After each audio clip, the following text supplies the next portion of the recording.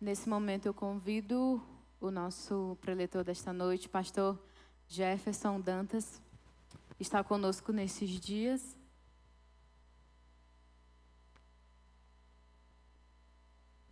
Estará ministrando a palavra nessa noite e amanhã também.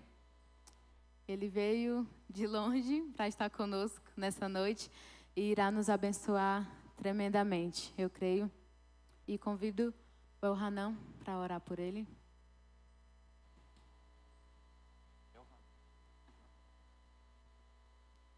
Amém, vamos orar. Senhor Deus e Pai, nós estamos aqui diante de Ti, ó Deus, de corações abertos, ó Deus, para receber um pouco da Tua palavra. Clamamos a Ti que o Senhor use o pastor, Deus, para trazer de fato uma palavra vinda do Senhor, para que sejamos ministrados, ó Deus, pelo Teu Santo Espírito. Assim nós Te pedimos e agradecemos, ó Deus, em nome de Jesus. Meus irmãos, graça e paz.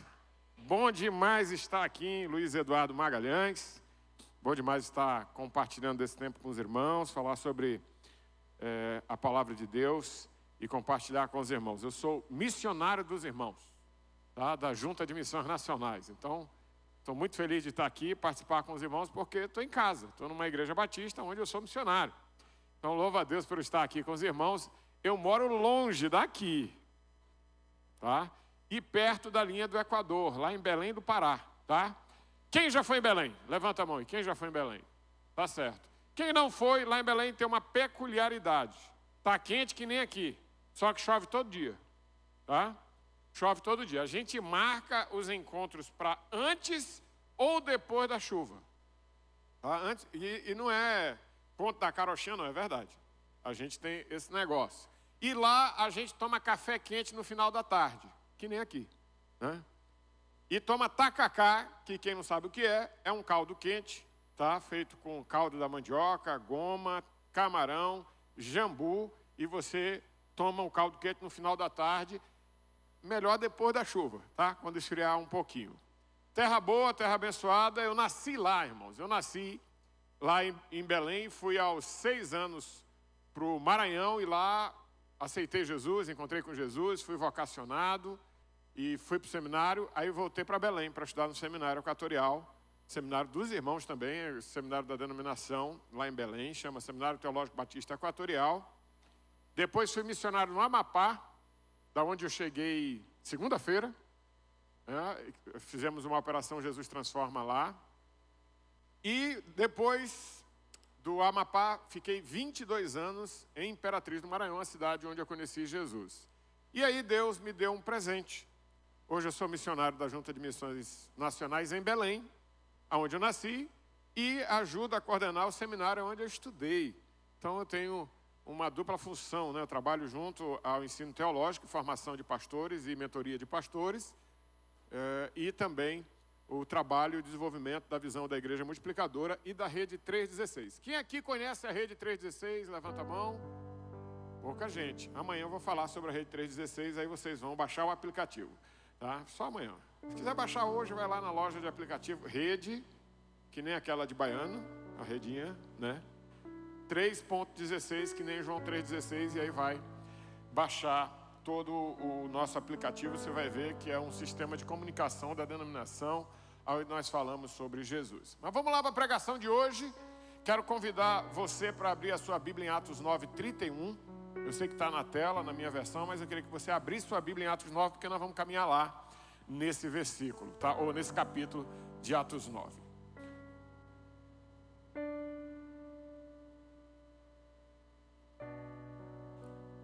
A Bíblia nos ensina que Jesus disse: onde estiver 2 ou 3 reunidos, Ele estaria conosco. Você crê que Jesus está vivo aqui conosco? Amém? Amém, eu creio nisso. Por isso, uma igreja viva, simplesmente como Jesus, o texto é Atos 9:31, diz assim: a igreja tinha paz em toda a Judeia, Galileia e Samaria, e ia se fortalecendo à medida que andava no temor do Senhor, e encorajada pelo Espírito Santo, crescia em número. Nós estamos num templo. A igreja é um conjunto de pessoas, eu e você. Igreja é isso. Igreja são pessoas, a igreja não é um prédio. A gente passa aqui na frente e diz assim: ah, que igreja bonita. Não, que templo bonito. E por muitas vezes, ao simbolizar a igreja como templo, a gente esquece que nós somos igreja por onde nós andamos. E quando a gente fala que devemos ser simplesmente como Jesus, como uma igreja viva, nós devemos ser uma igreja viva não só aqui, no templo, mas em nossas casas, nos nossos trabalhos, na comunidade que estamos inseridos, e abençoar a vida de pessoas. Antes de falar sobre igreja viva, eu queria tentar ser rápido, não sei se vai dar, mas falar sobre o que é uma igreja. O que é uma igreja? Porque muita gente fala de igreja, fala com propriedade de igreja, mas não sabe direito o que é igreja. E quando a gente tem essa questão na mente, o que é uma igreja, o que é a igreja do Senhor Jesus, a gente pensa em algumas questões que a Bíblia fala. A Bíblia fala que a igreja é a noiva. E meus irmãos, não existe algo mais bonito em uma cerimônia de casamento do que a noiva. A igreja que eu era pastor tinha um corredor bem grande, como esse aqui. E num dos casamentos que eu fiz, eu senti sede. E não tinha água, não tinha nada. E aí o que é que eu fiz? Esperei a noiva entrar. Quando a noiva entrou, irmãos, todo mundo olhou para ela. Todo mundo queria olhar para ela. Eu saí, fui lá no bebedouro, conversei com o zelador, bebi uma água e voltei. O corredor era bem comprido. Quando eu voltei, ninguém percebeu que eu tinha saído. Ninguém. Por quê? Todo mundo estava olhando para a noiva. Assim é com a noiva de Cristo, com a igreja. Uma igreja viva, todo mundo está de olho, está olhando. Quando a gente pensa em igreja, nesse conceito de igreja, a gente pensa no corpo de Cristo. O próprio apóstolo Paulo diz que nós somos corpo, membros uns dos outros. E a gente gosta de ver gente bonita. Eu gosto de ver gente bonita. Eu olho para o meu menino e digo, ô povo lindo. Os meninos são bonitos, bem feito, bem feito. Eu olho para minha esposa, irmãos, ela parece uma boneca de porcelana. Ela vai fazer 50 anos ano que vem, mas ela parece uma menina. Ela é linda, eu olho para ela e digo, meu pai, que coisa boa que o Senhor me deu, uma família bonita. Eu me olho no espelho, irmãos, e digo, estraguei tudo. Estraguei tudo. Mas Deus, eu gosto de ver gente bonita. Quando as pessoas olham para a igreja, ela quer ver um corpo bonito. E não tem nada a ver com a musculatura ou com a feição. Tem a ver com a pureza. E aquilo que a gente quer no nosso final de semana. Pessoas que vão olhar para a igreja e vão ver quem? O pastor Júnior? Não. Vão ver Jesus. Jesus. E então, pensando sobre o que é a igreja, eu trago para os irmãos um texto muito conhecido, que é o texto de Atos 2, 42. Você vai ler comigo, tá? Já que vocês estão bem caladinhos aí, todo mundo quietinho. O pastor Júnior disse que vocês não são assim. Por que foi? Vamos participar, tá bom? Então vamos ler? 1, 2, 3, Coral Batista, tá? 1, 2, 3. Perseveravam.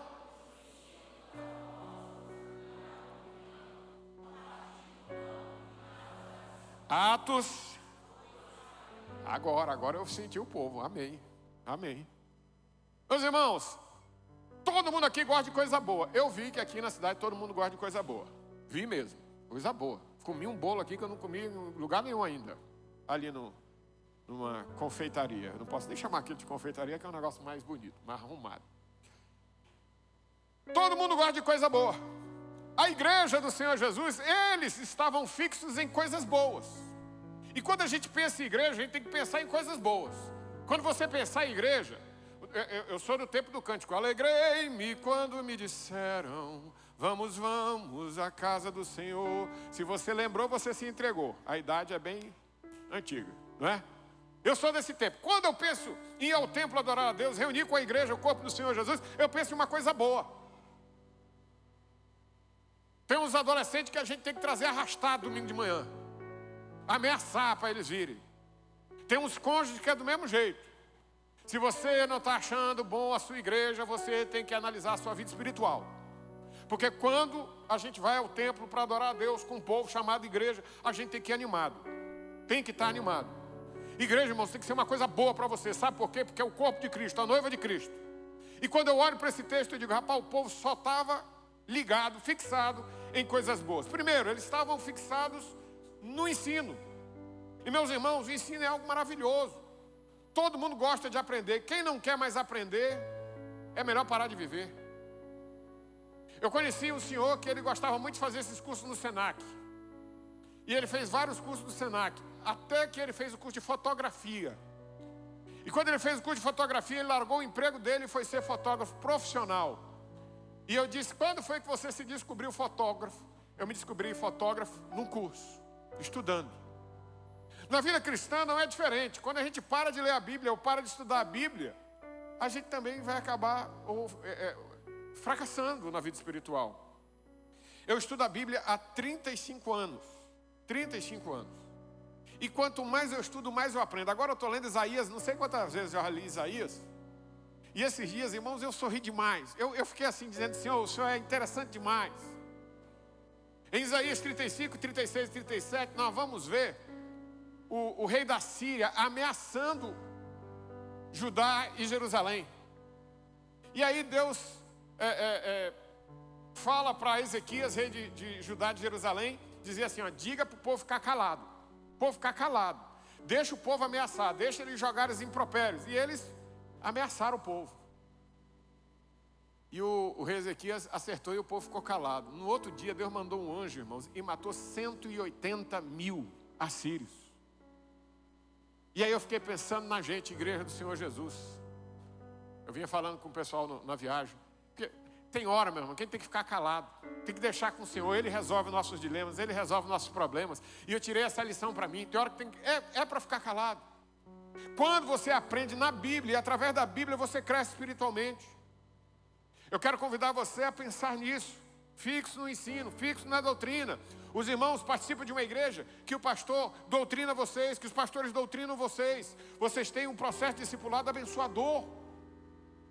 Então acreditem, ser igreja é estar fixo no ensino, na doutrina. Segundo, eles estavam fixos na comunhão, e presta atenção nessa comunhão, porque eles perseveravam no ensino dos apóstolos e na comunhão.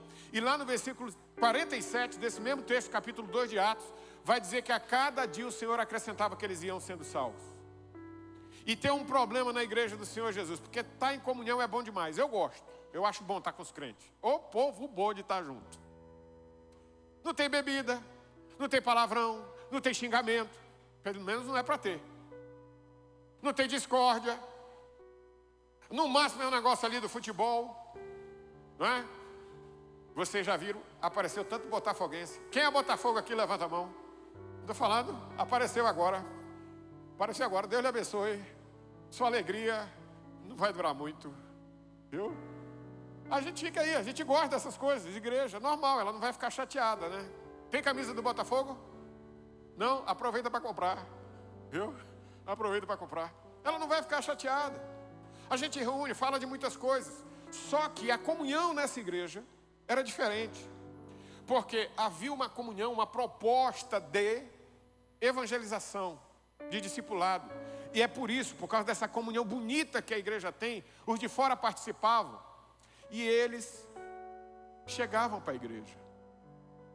Quando a gente tem comunhão só com a igreja, a gente tem o que os estudiosos de eclesiologia chamam de koinonite. E aí não adianta muito. Como é que o mundo vai ver a nossa comunhão? E aí, através do seu pequeno grupo, você convida um amigo, convida um vizinho, convida alguém, e eles vão ver como é bom ser crente. Nós ganhamos uma pessoa lá na igreja que eu era pastor, e ele disse assim, pastor, agora eu encontrei alegria de verdade. Vocês não precisam de álcool, de drogas, de som alto para ser alegres. E foi isso que me trouxe para Jesus.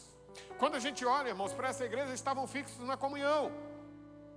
A Bíblia diz em Marcos 3,14, aí falando de pequeno grupo, e Lucas 10,5 o seguinte: então designou 12 para estarem com ele e para os enviar a pregar. E o Senhor Jesus disse, ao entrar de casa em casa. Quando a gente pensa qual é o melhor lugar para ter comunhão, sempre a gente pensa na igreja. Mas há um lugar muito bom para termos comunhão, dentro de casa. Porque dentro de casa a gente sabe quem é quem. A gente sabe quem é santo e quem não é santo, quem é crente e quem não é crente, quem lê a Bíblia e quem não lê a Bíblia. Meu filho mais velho, ele é muito curioso. E ele diz assim, pai, o senhor prega num lugar e diz para todo mundo ler a Bíblia, e eu não vejo o senhor lendo a Bíblia.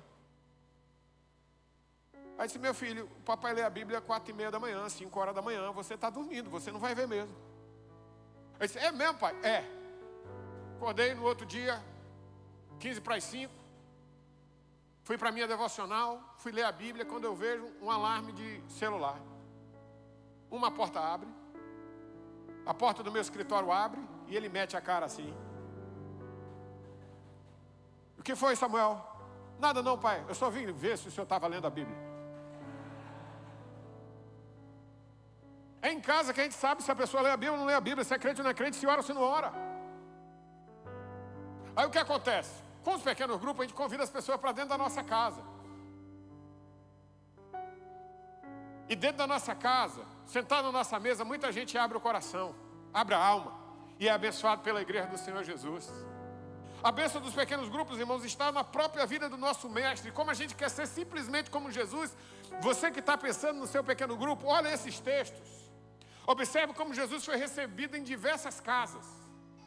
Na casa de Mateus, Mateus 9, Marcos 14, na casa de Simão o leproso, Lucas 7, na casa do fariseu, Lázaro, Marta e Maria, em Lucas 10, em Lucas 14, na casa de um líder fariseu, Lucas 19, na casa de Zaqueu, depois de ressuscitado, Lucas 24, na casa dos discípulos de Emaús.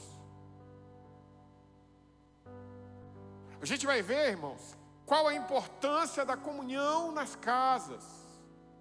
E quando a gente olha para a Bíblia, a gente olha da importância de termos nossas casas abertas para abençoar pessoas. O livro Casas que Transformam o Mundo diz o seguinte: se você fizer pelos próximos 10 anos o mesmo que você tem feito nos últimos 10 anos, que diferença fará em sua cidade e sua nação? Por isso, continuem, em nome de Jesus, a usar as casas de vocês para abençoar pessoas. Se você que recebe gente em casa, dá trabalho, meus irmãos. Arrumar cadeira, dá trabalho lavar os banheiros, dá trabalho limpar a garagem, ajeitar o quintal, dá trabalho fazer o lanche. E o povo que come, não é? Você pensa assim, são 10 pessoas no PG, você faz 20 sanduíches. Não é assim? É. Dá trabalho, meus irmãos, dá trabalho. Mas quando você vê uma família toda que vai para sua casa, se convertendo, você vê que esse trabalho vale a pena. Eu sou pastor de igreja, mas também sou líder de PGM. E da minha casa, já multiplicaram 11 PGMs, 11. E da minha casa já saíram os líderes da maioria dos PGMs da igreja que eu era pastor. E na minha casa já tivemos conversões de famílias inteiras, pai, mãe, filhos.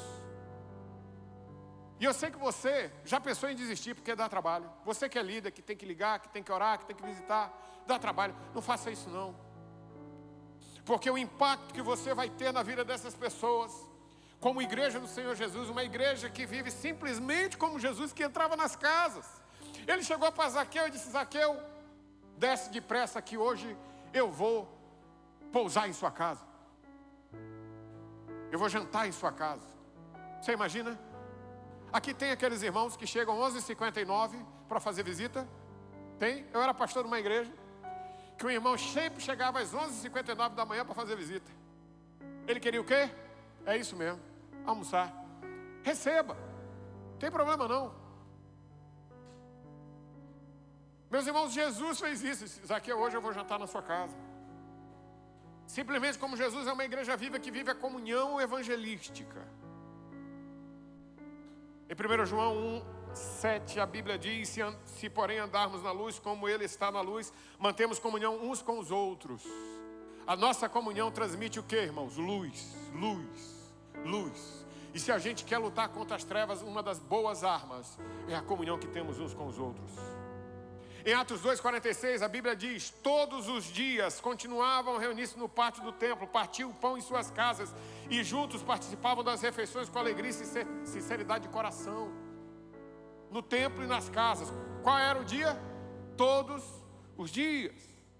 A Bíblia nos ensina em Atos 2:47 e Atos 16:5, louvando a Deus e tendo a simpatia de todo o povo, o Senhor lhes acrescentava todos os dias os que iam sendo salvos. Assim as igrejas eram fortalecidas na fé e cresciam em número cada dia. Igreja que a igreja tem uma comunhão saudável que multiplica. Terceiro, eles estavam fixos no partir do pão. Perseveravam no ensino dos apóstolos, na comunhão e no partir do pão. Esse partir do pão é caracterizado por 3 ações boas e maravilhosas da igreja. Primeiro, a celebração da ceia. Segundo, compartilhar o que tem com os que não têm. E terceiro, tomar refeições uns com os outros. Quando a gente olha para esse texto, irmãos, eu lembro de uma reflexão que diz assim: ter tudo em comum não é viver com o outro tendo o que ele tem, mas ter a vivência modelada por uma comunhão tão forte que, ao precisar de alguém ou de alguma coisa nessa comunidade, eles estavam prontos para repartir. Então, quando a gente pensa nisso, a gente lembra de Atos 4:32, que diz o seguinte, Atos 4:32: e da multidão dos que creram, um só era o sentimento e a maneira de pensar. Ninguém considerava exclusivamente seus os bens que possuía, mas todos compartilhavam entre si. Louvado seja o nome do Senhor. Quarto ponto que é ser igreja. Eles estavam fixos nas orações. Amanhã de manhã eu vou falar simplesmente como Jesus, sendo uma igreja que ora, tá? Amanhã de manhã vou contar 2 testemunhos e quero muito que você esteja amanhã de manhã. Em Atos podemos ver a oração, que a oração foi, em primeiro lugar, a atitude dos cristãos diante das decisões a serem tomadas, quando eles foram escolher o 12º apóstolo, Matias. A atitude da liderança da igreja em situação de crescimento, Atos 6:4, quando tiveram que escolher os diáconos, eles oraram. C, a prática da igreja quando os apóstolos foram libertos da prisão, lá em Atos 4, a igreja celebrou, eles foram libertos, porque a igreja estava orando. A prática da igreja quando estavam em situação de perigo e perseguição, Atos 12, o texto que eu vou pregar amanhã. A caminhada missionária da igreja era iniciada somente após a oração e jejum, Atos 13. Então, quando nós olhamos para a igreja de Atos, nós olhamos uma igreja viva que andava simplesmente como Jesus. Por quê? Porque Jesus orava. Jesus orava. Vou falar mais sobre isso amanhã. Pastor Fabrício, nosso missionário de missões nacionais, ele sempre diz: multiplicação não é uma obra humana, é milagre. E quando a gente pensa em ser como Jesus, a gente pensa em viver milagres. E o maior milagre é quando alguém se converte, muda de vida, tem a vida transformada. Sei que os irmãos já receberam aqui a Cristolândia. E meus irmãos, todas as vezes que eu vejo aquele coral de homens e mulheres cantando, eu vejo vidas transformadas. Porque se você já passou por uma Cracolândia, você já passou por um lugar onde as pessoas se drogam. Lá na cidade que eu morava tinha um lugar onde as pessoas se drogavam, chamado Buraco do Tatu. Você imagina a situação de gente se drogando nesse local. Mas quando as pessoas se convertem, são transformadas pelo poder de Deus, é um milagre. O maior milagre que pode acontecer. Falando em milagre, eu falo de crescimento agora. A igreja e o crescimento em Atos. Tá? Vamos ver aí a caminhada, tomara que dê certo ali. Deu certo. Em Atos 1:15 tinha 120 pessoas. Em Atos 2:41 nós tínhamos 3.000 pessoas. Em Atos 4:4 aproximadamente 5.000. A caminhada continua, né, de crescimento, né, da igreja do Senhor Jesus. E aí nós vamos encontrar a igreja avançando. Em Atos 5:14, em número cada vez maior eram acrescidos. Atos 6:7, multiplicavam grandemente o número dos discípulos em Jerusalém. Atos 9:31, a igreja crescia dia a dia em número. Atos 12:24, e a palavra de Deus crescia e se multiplicava. Atos 16:5, e crescia em número dia após dia. Atos 19:20, prevalecia poderosamente. E aí, meus irmãos, sabe por que essa igreja crescia assim? Porque era uma igreja viva, que vivia simplesmente como Jesus. O nosso Senhor é simples e Ele quer que a nossa igreja avance e cresça para a glória do nome dEle. Agora, onde está esse crescimento? Está quando nós somos uma igreja viva. Rick Warren disse isso. Quando uma igreja não se importa com o crescimento, ela está dizendo para os sem Jesus que não se importa se eles vão para o inferno. Nós não somos essa igreja. A PIB de Luiz Eduardo Magalhães não é essa igreja, amém? Nós somos uma igreja viva, que quer ser semelhante ao nosso Senhor Jesus. E aí, aqui eu me volto para o texto de hoje. Atos 9. Porque uma igreja viva, irmãos, tem testemunhos de transformação.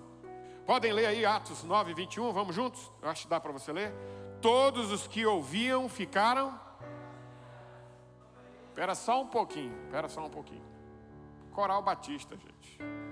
Coral Batista, o regente faz assim e o povo entra no horário. E quando corta, o povo corta. Eu fui numa igreja que não era batista, que eu não vou dizer o nome. Pensa um coral. O regente começava, o coral começava depois. O regente cortava, o coral continuava cantando. Eu disse, porque não é batista? Se fosse batista, tudo na hora. Então, no 1, 2, 3. 1, 2, 3.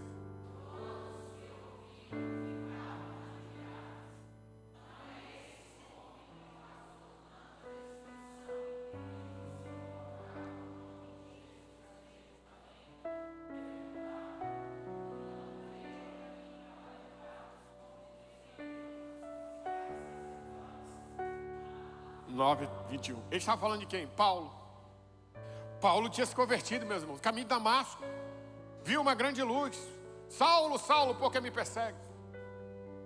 E agora ele é convertido, ele dá testemunho em Damasco. Ele chega em Jerusalém, ele dá testemunho. E agora ele mudou de vida. Uma igreja viva, irmãos, tem testemunhos de transformação.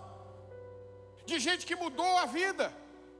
Eu fui pastor de um senhor descendente de português, quase 2 metros. Construtor, pedreiro. Um homem viciado em álcool, Arthur, que já mora com o Papai do Céu. Chegava em casa, as netinhas todas se escondiam, porque ele chegava alcoolizado e queria surrar as meninas. Agredia as meninas. Agredia as filhas, as netas, a esposa. A rua, o quarteirão do Arthur, ninguém chegava perto dele. Todo mundo tinha medo. Mas um dia uma das filhas do Arthur, por causa de uma desilusão amorosa, tentou tomar cabo da vida. E Arthur não sabia o que fazer. Chamou Cristiano. Cristiano, diácono da igreja, morava na frente da casa dele. Ele sabia que na frente da casa dele tinha uma igreja viva, um crente. Mandou chamar. Cristiano desse tamanho, Arthur desse tamanho. Cristiano me liga, pastor, estamos com um problema aqui. A moça tentou se matar. Venha dar uma palavra para ele, para ela e para a família. Saí de casa, morava perto, 2 quadras. Cheguei lá. Seu Arthur, choroso pelo que aconteceu com a filha. Entramos lá na sala, ministramos a palavra a ela, oramos com ela, a demovemos pelo poder de Deus de tirar a vida. Mas na saída, eu já estava saindo, Cristiano Antunes bate no peito de Arthur, com toda a autoridade de um diácono batista, diz assim: você também tem que ouvir a palavra de Deus, porque você tem que largar essa cachaça e ser um crente. Miolo de semana. Domingo, Arthur chega na igreja. Aquele português com aquele bigodão branco, vestido numa calça preta, parecia motorista de ônibus, camisa branca. Entrou no templo. Cristiano foi lá recebê-lo. Seja bem-vindo aqui à casa do Senhor. Uma mãozada do Arthur no Cristiano, ele desmontava todinho, meus irmãos. Mas o homem era audacioso. Arthur ouve a palavra do Evangelho e Arthur se converte naquele dia. A vida do Arthur é transformada, meus irmãos. Agora, ele não é mais o homem mais zangado do bairro. Agora ele é o homem mais gente boa do bairro. Quando Arthur chegava de bicicleta e eu via essa cena, as netinhas corriam para montar no varão e no selim da bicicleta, porque era o vovô que estava chegando. As filhas pediam bênção, não iam mais se esconder por causa do homem agressivo. Quando tinha mutirão na igreja, toda igreja tem mutirão, ele como um pedreiro era o primeiro a chegar, o último a sair. E Arthur começou a evangelizar os seus colegas. E nós fizemos uma semana do amigo, era uma semana de oração. Todo dia tinha oração e a gente colocava o nome dos amigos. A lista do Arthur era só de cachaceiro. Se chegasse um fogo lá perto da lista do Arthur, queimava de álcool. Arthur conseguiu levar um. E aquele um se converteu. Arthur começou o processo de discipulado de uma semana. O discipulado daquele homem durou só uma semana. Ele se converteu no domingo. Na terça-feira, ele se desviou. Foi para o bar beber cachaça. Sabe quem foi tirar ele do bar? Arthur. Arthur me ligou: pastor Jefferson, o irmão se converteu domingo, já está bebendo cachaça de novo. O que é que eu faço com ele? A vontade que eu tenho é de dar uma mãozada nele. Disse: não, Arthur, vai pegar ele lá, ele está perdido. Vai pegar ele lá, vai pegar. Arthur foi no bar, tirou aquele homem do bar, levou para casa. Quarta-feira o homem foi para a igreja. O que aconteceu? Se reconciliou. Na sexta-feira, eu recebo uma ligação do Arthur, dizendo: pastor, nosso irmão teve uma parada cardíaca e morreu. Nós nos arrumamos, fomos para a casa dele. E quando nós chegamos lá, a esposa dele, quando nos viu, correu para abraçar e disse assim: muito obrigado, muito obrigado. Disse: mas nós não fizemos nada, vocês deram a oportunidade do meu marido morar na eternidade. Disse: por quê? Porque ele estava no álcool até domingo passado. Ele se converteu, voltou para o álcool, ele se reconciliou. E pastor e irmão Arthur, ele morreu de joelhos entregando, o coração parando, e ele morreu de joelhos entregando o coração para Jesus. Meus irmãos, nós contamos essa história no bairro.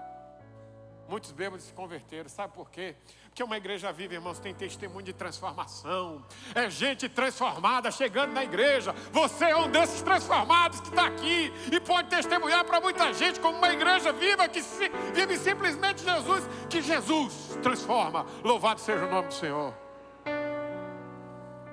Segundo lugar, agora é os pontos do sermão. Antes era só a introdução, tá? Mas já vai terminar, vai ser mais rápido. Segundo lugar, uma igreja viva tem discipuladores que pagam um preço. A guisa da história que eu acabei de contar de Arthur, que só discipulou uma semana. Só uma semana. Mas valeu. Às vezes nós temos que discipular anos e anos. Eu tenho discípulos que caminham comigo há 11 anos, irmãos. 11 anos. E agora morando em Belém, eles morando no Maranhão, a gente faz videochamada. Graças a Deus pela tecnologia. Algumas vezes eu não dou muito graças a Deus, não. Porque tem uns irmãos que ligam 11 horas. Aqui ninguém liga 11 horas para o pastor, né? Não, né? Só se precisar. Se precisar, a Júnior atende. Atende, tenho certeza. E os demais pastores também atendem, se precisar. Só não ligue para perguntar coisa assim que pode perguntar no outro dia. Uma igreja viva tem discipuladores que pagam o preço. Vamos lá, novamente, Coral Batista, Atos 9, 27. 1, 2, 3.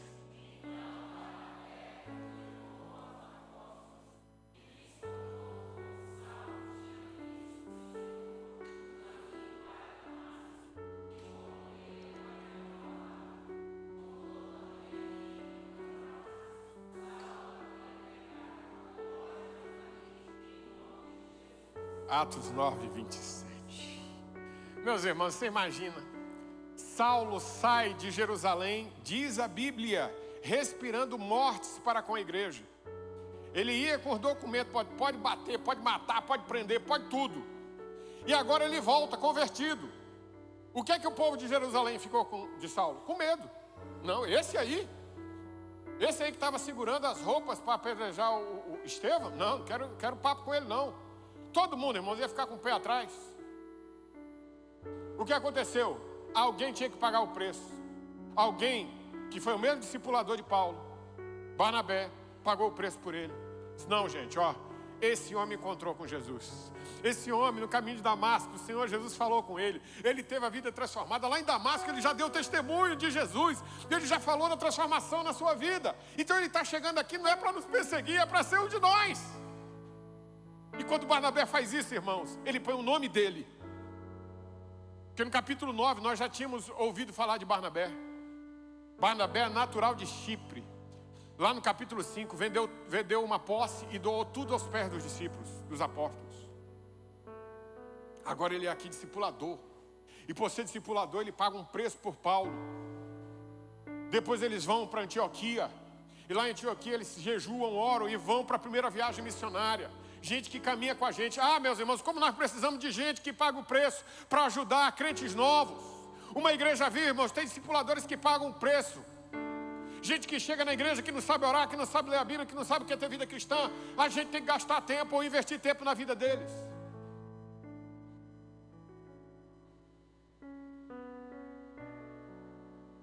É muito bom quando a gente vê um discípulo avançando, ele crescendo, fazendo mais do que a gente. É algo maravilhoso. E o discipulado, irmãos, ele tem duas vertentes. Presta atenção no que eu vou falar. Os de fora e os de dentro. Os de fora Gente que está aqui em Luiz Eduardo Magalhães, que precisa encontrar com Jesus e precisa se converter, e você é agente dessa bênção, você é a igreja viva, que é simplesmente como Jesus, uma igreja evangelizadora. Por de dentro, a pessoa se converte e precisa aprender as caminhadas da fé. Ele precisa aprender as caminhadas da fé. E falando dos de dentro, tem os do outro lado da rua e tem os do outro lado da mesa. Discipuladores de verdade, que pagam o preço, discipulam em primeiro lugar a sua família.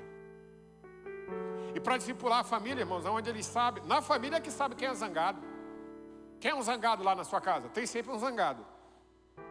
Não é um dos 7 anões. Tem um que é sempre feliz e tem um que é sempre zangado. Toda família tem. Presta atenção aí na sua zanga. A Bíblia diz pra gente não dar lugar à ira. Presta atenção, que você quer o zangado. Dentro de casa, irmãos, a gente precisa ser exemplo. E a Bíblia fala que os pais têm que ser exemplos dos filhos, os filhos têm que obedecer os pais. A Bíblia nos fala em Efésios 5, 21, que no casamento nós temos que nos sujeitar um ao outro. E cada um tem seu papel. Por mais que o mundo diga que é diferente, por mais que o mundo diga que tem que ser diferente, a Bíblia nos ensina que o papel do homem é amar a mulher como Cristo amou a igreja. O que é que Cristo fez pela igreja? Morreu. E a mulher tem que ser submissa. Como a igreja do Senhor Jesus, nós somos submissos ao Senhor. Não na estrutura espiritual, mas naquilo que é compartilhado. O mundo quer dizer outra coisa. Ah, pastor, esse negócio de submissão é um negócio muito difícil. Porque tem gente que entende errado. Quem entende errado que submissão é para subjugar, é porque não lê a Bíblia.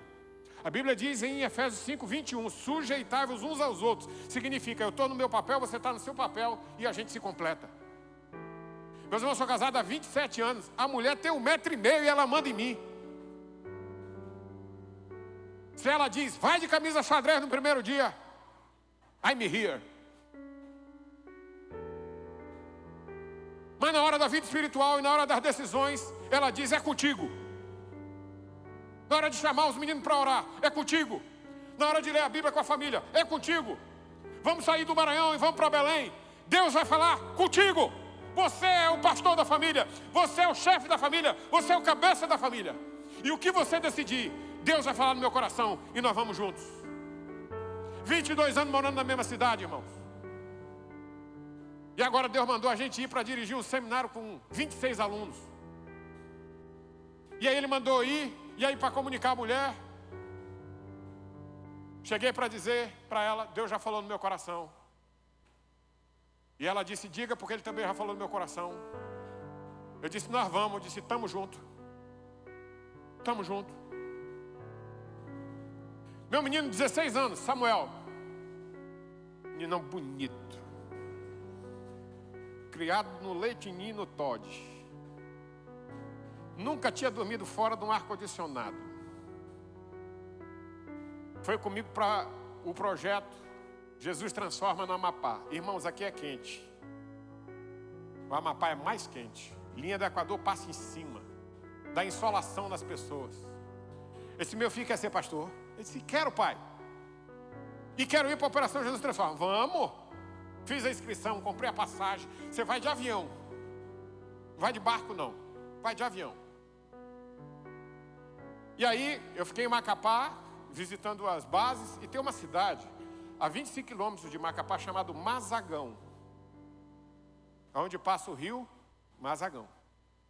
Nossa igreja, congregação lá, teto de brasilite, teto baixo, aquela salinha no fundo da igreja, os missionários ficaram tudo lá. Primeiro dia empolgado, trabalhou muito, dormiu que nem viu. Segundo dia, a mãe dele me liga. Eu estou do outro lado do Amapá. Disse, Jefferson, Samuel me ligou. E a mãe dele ligou rindo. Samuel me ligou. Disse que não conseguiu dormir essa noite. Não estava conseguindo dormir porque estava muito quente. Aí disse, o que é que você falou para ele? Eu disse, assim é a vida de um missionário. E o que mais você falou? Eu disse, toma um banho, molha a toalha e se embrulha com a toalha molhada. Ele disse, era o mesmo conselho que eu ia dar. Meus irmãos, ele passou 10 dias. E aí ele me manda uma foto. Ele estava em Mazagão, estava no Oiapoque. Ele tinha pregado naquela noite. E uma senhora tinha se convertido. E ele esqueceu as noites todas que ele passou no calor, embrulhado numa toalha molhada. E quando eu recebi essa foto, eu mandei de volta para minha esposa e disse assim: está dando certo, graças a Deus. O discipulado do outro lado da mesa, meus irmãos. Meu filho mais velho tem teimosia de adolescente, tem mau humor de adolescente, tem zanga de adolescente. Mas eu quero que ele seja como Jesus. Eu não quero que ele seja como Jefferson. Eu quero que ele seja como Jesus. Precisamos de discipuladores que pagam o preço dentro de casa, do outro lado da mesa, mas que pagam o preço também do outro lado da rua. Meus irmãos, uma igreja viva anda no temor do Senhor. Terceiro lugar, versículo 31, vamos ler juntos? 1, 2, 3. A igreja tinha paz em toda a Judéia, Galileia e Samaria, e ia se fortalecendo à medida que andava no temor do Senhor. Meus irmãos, Atos 9, 31. O que é que a Bíblia nos ensina sobre o temor do Senhor? O temor do Senhor é o princípio da... Meus irmãos, uma igreja viva, ela anda no temor do Senhor. Ela anda preocupada em fazer aquilo que Deus manda. Ela anda, caminha, ela sai de casa, vai para o trabalho ou para a fazenda. Ela vai para o comércio caminhando no temor do Senhor.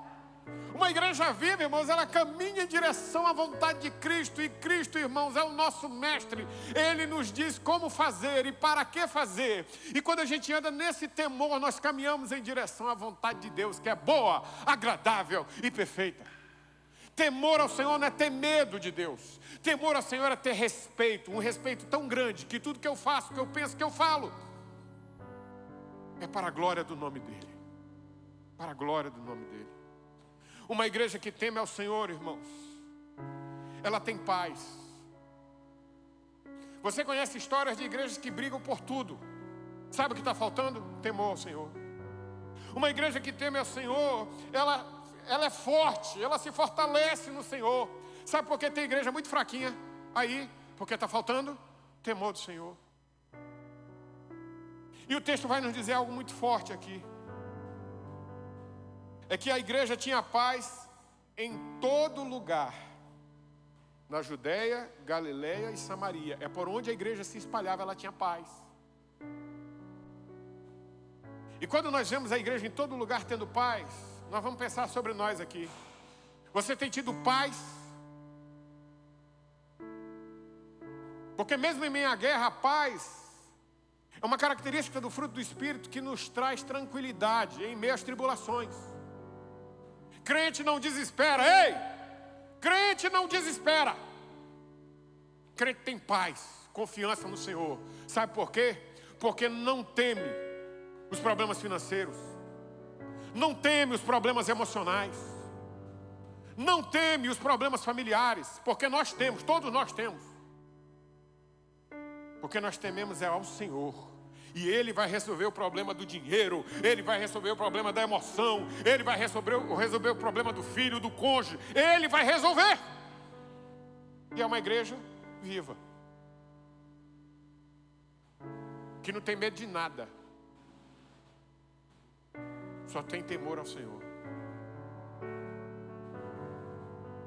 Quarto lugar e último lugar, uma igreja viva dá lugar ao Espírito Santo. E encorajada pelo Espírito Santo, crescia em números. Funções no Espírito Santo da igreja. Aula de escola bíblica dominical, tá bom? Primeira função, convencer um homem do pecado, da justiça e do juízo. Quando você se converte, o Espírito Santo já está falando com você. Segunda função, ser o selo da nossa redenção. Em Efésios 1:13 a Bíblia diz que nós somos selados para a redenção. Significa que esse Espírito Santo que você já ouviu passa a morar na sua vida. E o texto vai dizer, aqueles que ouviram e aceitaram a palavra são selados para o Espírito Santo. Terceira função, quando você se sentir triste, desencorajado, o Paráclitos vai nos encorajar. O Senhor Jesus disse, eu vou ao Pai, mas virá outro depois de mim, para vos encorajar. Quarta função: o Espírito Santo capacita a igreja para o trabalho através dos dons espirituais.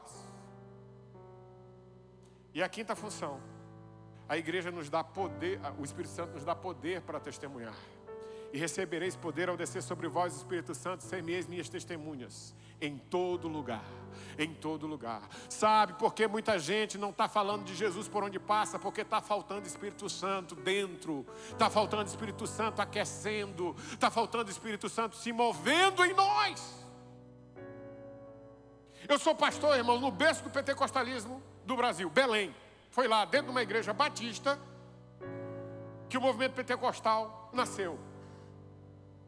Às vezes, eu olho, e por causa da nossa história, que muitas das nossas igrejas, e isso eu já conversei com o pastor dos irmãos, fiquem tranquilos, muitas das nossas igrejas têm medo do Espírito Santo, e a gente não fala. Meus irmãos, o Espírito Santo é a terceira pessoa da Trindade. Deus Pai, Deus Filho e Deus. Se não fosse o Espírito Santo, nós não teríamos dons, nós não teríamos nos convertido, nós não teríamos as características do fruto do Espírito.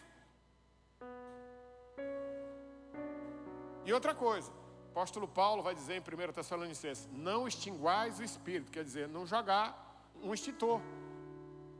Não apagueis o Espírito, numa versão mais fácil de entender.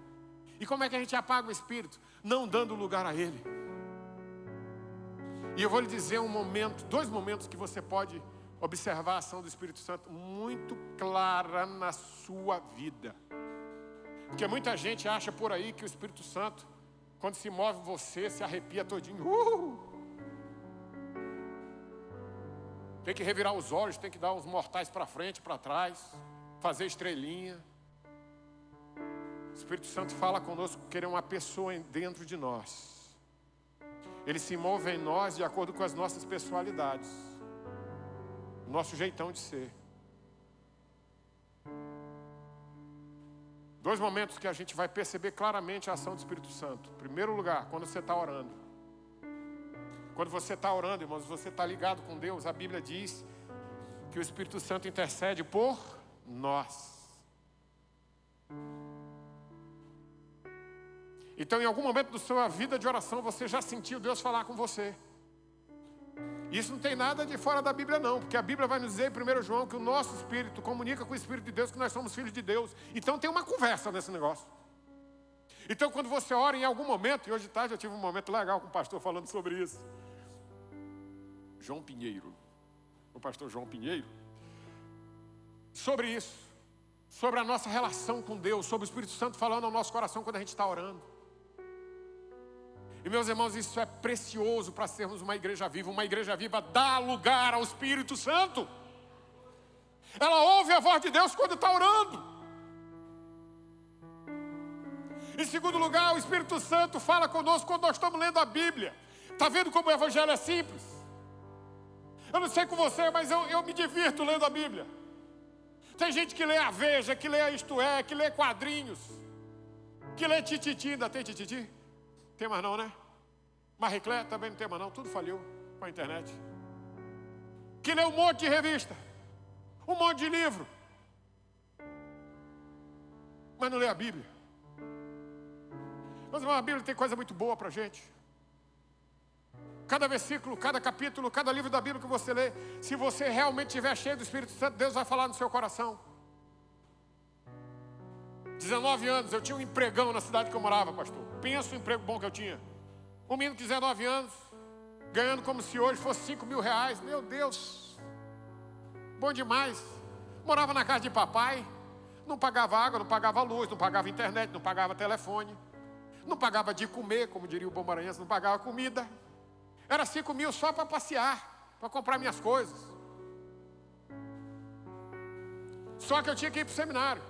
E lá no seminário eu não ia trabalhar, pelo menos a princípio. E eu estava angustiado com isso. Senhor, eu vou largar meu emprego para ir para o seminário.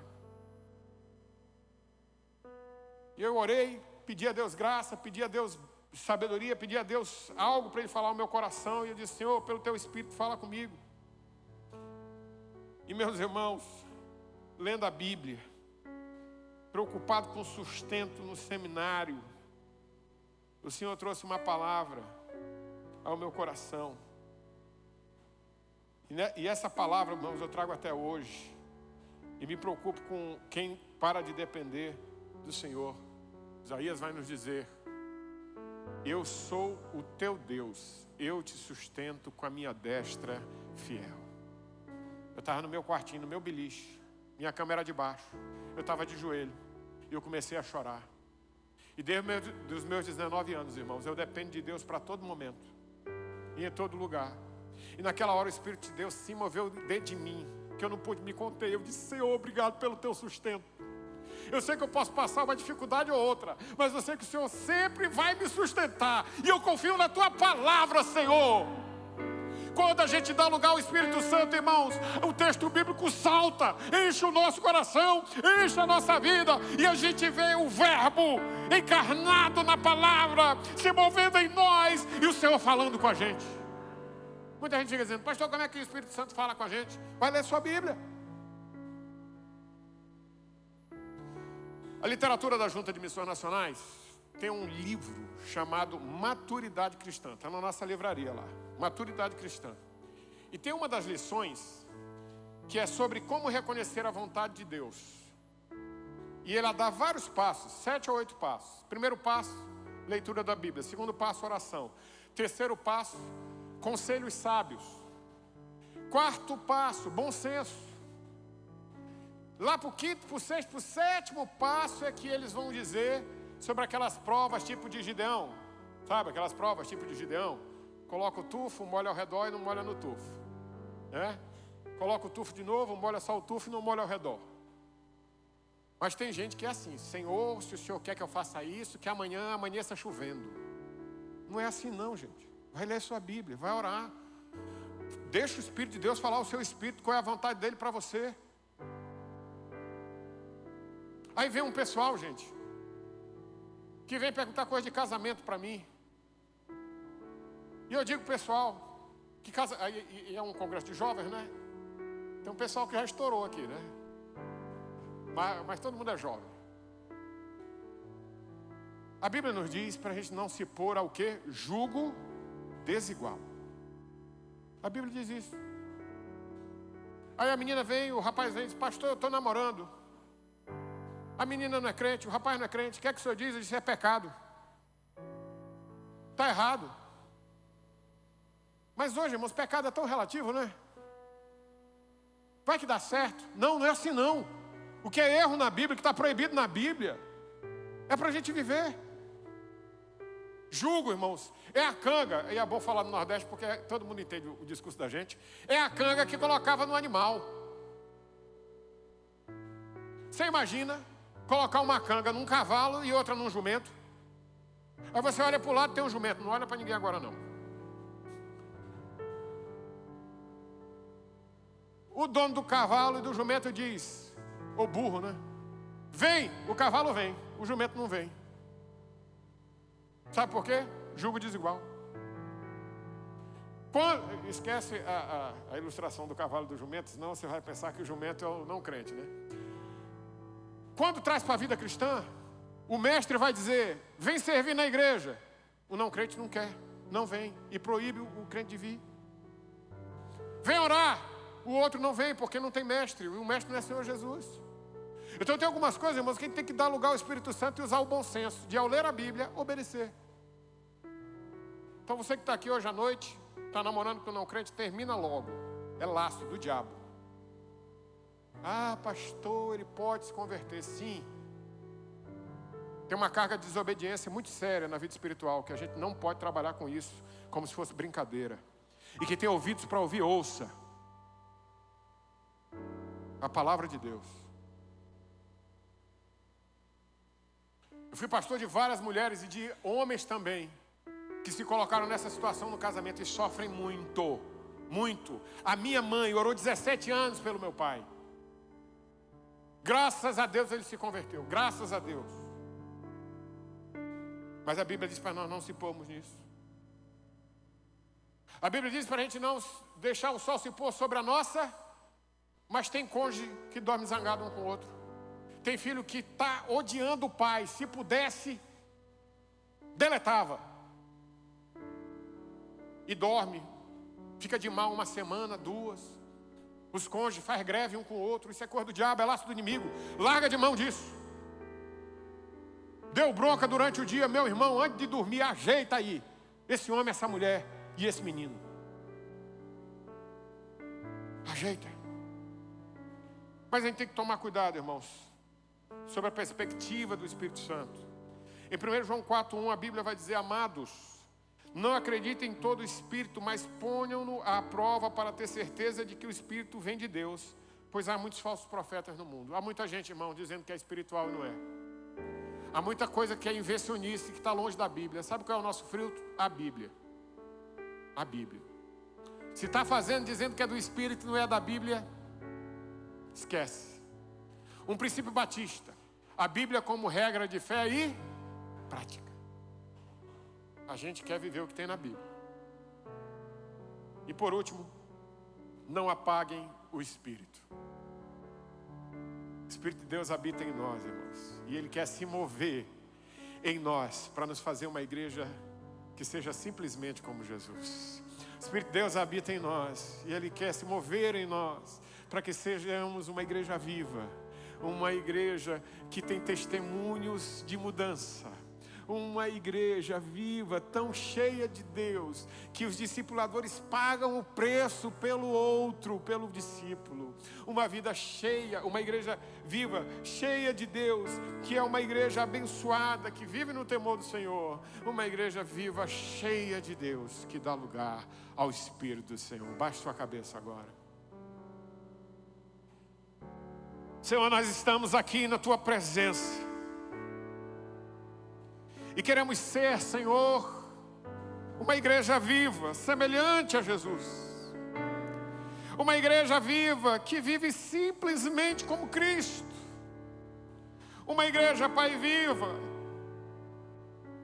que busca a Tua presença, que tem testemunhos de mudança, de transformação, e que a sociedade de Luiz Eduardo Magalhães vai ver aqui, ó Deus, na Tua igreja, gente transformada, mudada para a glória do Teu nome. Nós queremos ser uma igreja viva, Senhor, que paga o preço do discipulado, que anda no Teu temor e que dá lugar a Teu Espírito. Senhor, nos traz nesses dias entendimento para isso, para que a minha vida de oração seja uma vida viva, cheia do Senhor, como o Senhor fazia, ó Deus. Para que a minha vida de leitura e envolvimento com a palavra seja uma vida cheia do Senhor. Abençoa, Pai, todos aqui. Nos dá a Tua graça, Senhor. Em nome de Jesus. Amém. Quero convidar você para ficar em pé e nós vamos cantar o último cântico que cantamos aqui. Cadê o pessoal do louvor? Último cântico. Pegou a visão? É essa aqui. Vocês cantaram o cântico certinho para a mensagem de hoje. E nós vamos cantar diferente, porque a mensagem do pastor Gilvão Barbosa, plantador de igreja. Nos últimos 10 anos, quase 40 igrejas, pastor da primeira igreja batista de Teresina. Ele disse: se não esperamos milagres, se não esperamos uma transformação divina em nossas vidas e comunidade, não somos igreja de Cristo, nós somos um clube. E essa igreja é uma igreja viva, que adora o Deus vivo, uma igreja que quer ser simplesmente como Jesus. Aleluia.